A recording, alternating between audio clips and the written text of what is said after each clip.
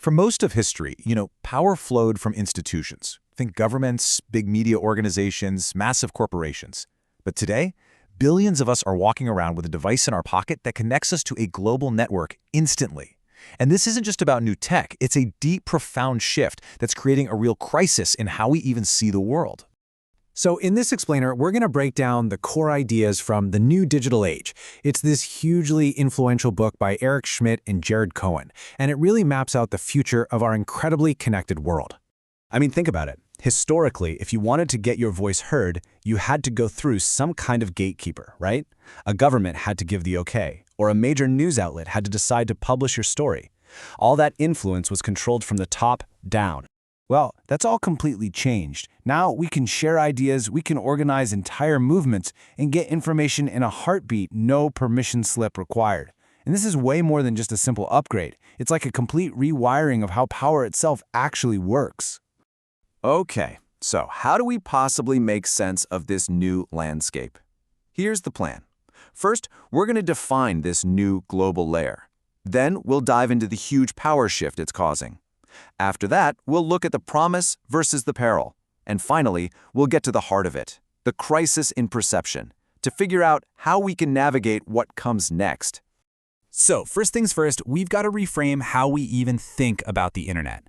It's not just, a bunch of websites and apps. It's a new fundamental layer of our global infrastructure. The authors have a name for this, the Global Digital Network.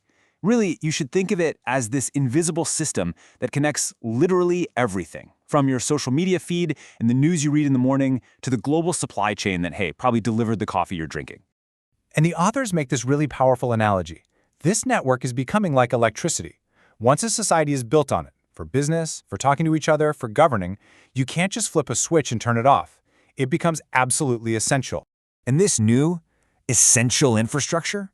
Well, it leads us right to the book's most powerful idea, a massive, historic redistribution of power. See, this isn't just about having faster gadgets. The real shift is in who has the ability to share information. The network basically takes influence away from those old-school gatekeepers and hands it directly to individuals who are connected.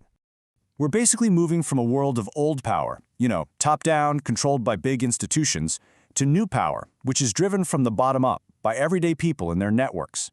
Just think about the difference between a state-run newspaper and a viral protest hashtag. That's the shift, right there.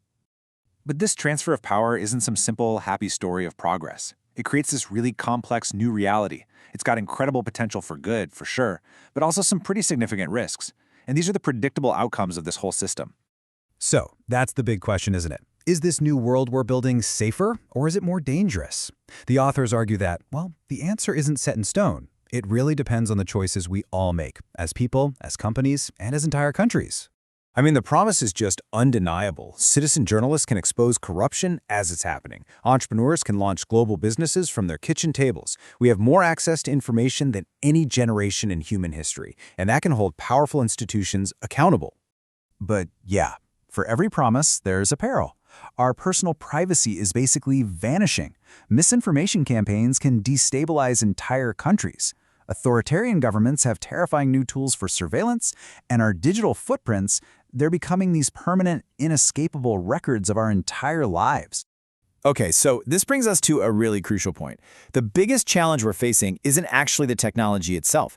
It's our failure to see what it truly is.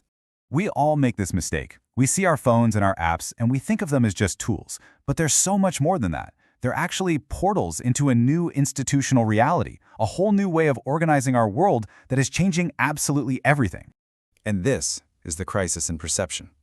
We see the gadgets, we see the apps, but we often completely miss the big picture, this fundamental structural shift in how our entire society works. It's a whole new system for power, for identity, and even for how we're governed. So why is seeing this system so important? Why does this matter for navigating the world today? Well, because once you see this bigger picture, all of today's most heated debates, the ones about free speech, misinformation, privacy, they suddenly start to make a lot more sense. They're not just separate little problems. They're all symptoms of this one massive transition. And by really getting a handle on this new digital world, we can move from just being passive consumers to being active participants. We can actually start to shape the future of this technology instead of just letting it shape us. Which leaves us with this final, vital question to think about. As we move forward, are we going to be the architects of our own digital future? Or are we just going to be inhabitants of a world that was designed and built by someone else? That's what's really at stake here.